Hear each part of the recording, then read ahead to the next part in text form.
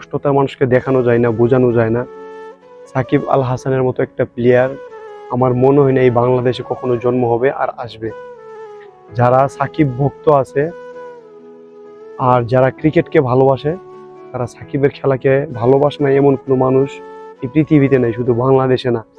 সাকিব এমন একটা প্লেয়ার ছিল বাংলাদেশের, যে বাংলাদেশকে পুরো বিশ্বের সামনে পরিচিত করে তুলেছে একমাত্র ক্রিকেটের মাধ্যমে। একমাত্র এই সাকিব তারা বিশ্বের সামনে বাংলাদেশকে তুলে ধরেছে, যে বাংলাদেশকে আগে মানুষ চিনত না। একমাত্র এই ক্রিকেটের মাধ্যমে, একমাত্র একটা প্লেয়ারের মাধ্যমে বাংলাদেশকে অল বিশ্ব চিনতে পেরেছে। যে সাকিব এমন এমন রেকর্ড করেছে যা কখনো বিশ্বের কোনো প্লেয়ার করতে পারবে কিনা সন্দেহ। সেই সাকিবকে আমরা হারিয়ে ফেলেছি। এর থেকে কষ্ট আমাদের ক্রিকেট প্রেমিকদের জন্য। বাংলাদেশ একটা সম্পদ হারাচ্ছে।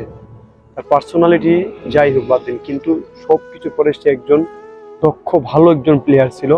বাংলাদেশকে রিপ্রেজেন্ট করেছে সারা বিশ্বের সামনে একমাত্র সাকিব আল হাসান। সব থেকে বেশি অবদানটা ছিল সাকিবের। বিশ্বের এমন কোনো দেশে বাদ নাই সাকিব আল হাসানকে চিনে না যারা ক্রিকেট খেলা দেখে। সাকিব আল হাসানকে আমরা হারাইনি, আমরা একটা সম্পদ হারাইতেছি।